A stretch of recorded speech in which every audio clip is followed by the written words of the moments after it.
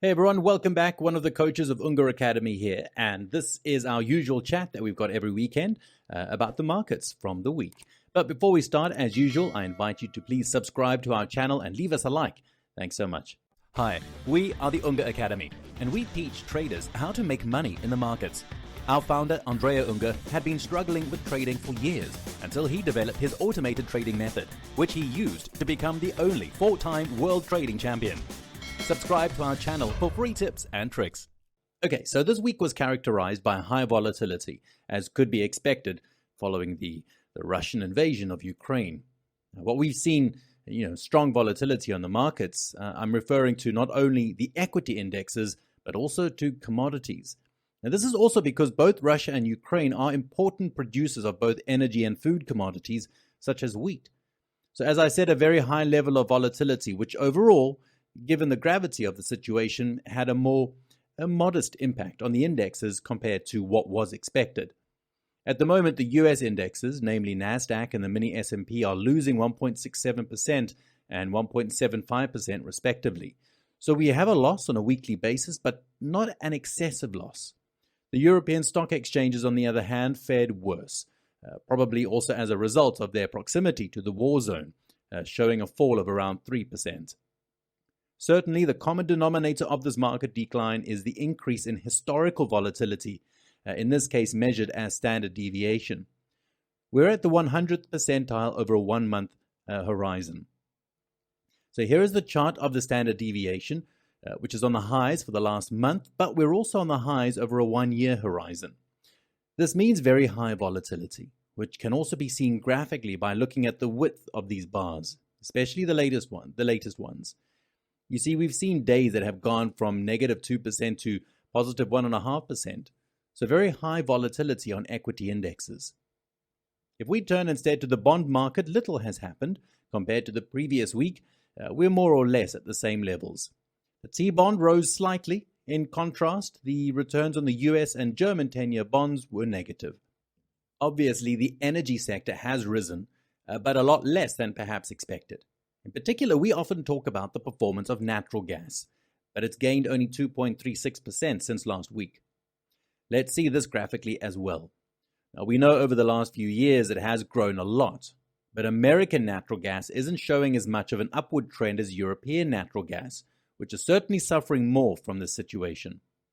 As for the other energy commodities, they are on the rise. They're at all-time highs. Crude oil exceeded $100 a barrel in the week. So certainly a tense situation on the whole energy sector.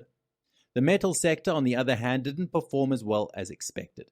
On the contrary, platinum has lost 3.5% in the last 5 days. It is true that gold has also risen a lot in recent weeks, so perhaps this type of movement is a natural reaction of the market after such a violent upward spike. And it is still quite normal on all markets that, more than the fact itself, the fear of the unknown is frightening traders. Turning to the meat market, we see negative returns on both lean hogs, live cattle, and feeder cattle. The entire soft commodity sector was also negative, with the exception of orange juice. So let's turn now to the grains market. Now this shows positive returns, especially on wheat, because we know that Ukraine is also a big wheat producer, so this certainly fuels a strain on the prices of this underlying asset. On the currency side, we see mainly negative returns. Above all, the euro-dollar fell to almost 1.11 during this week, losing around 1%.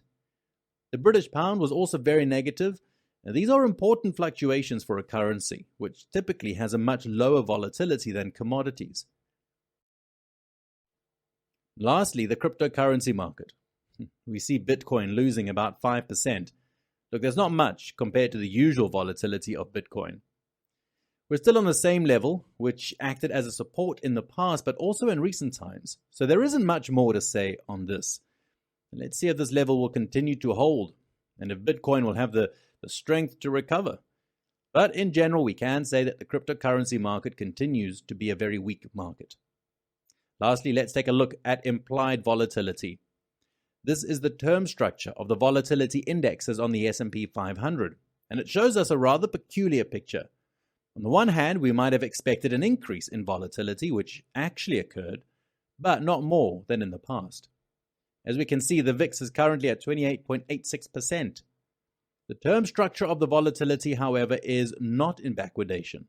So we see a compression, and roughly the volatility indexes on different durations are on the same level. However, this is a sign that there is no panic on the markets at the moment. Let us now turn to the rollover calendar. Next week, there will be rollovers on European bond futures, so mainly bunds. And on the following day, March the 4th, all major currencies will be rolled.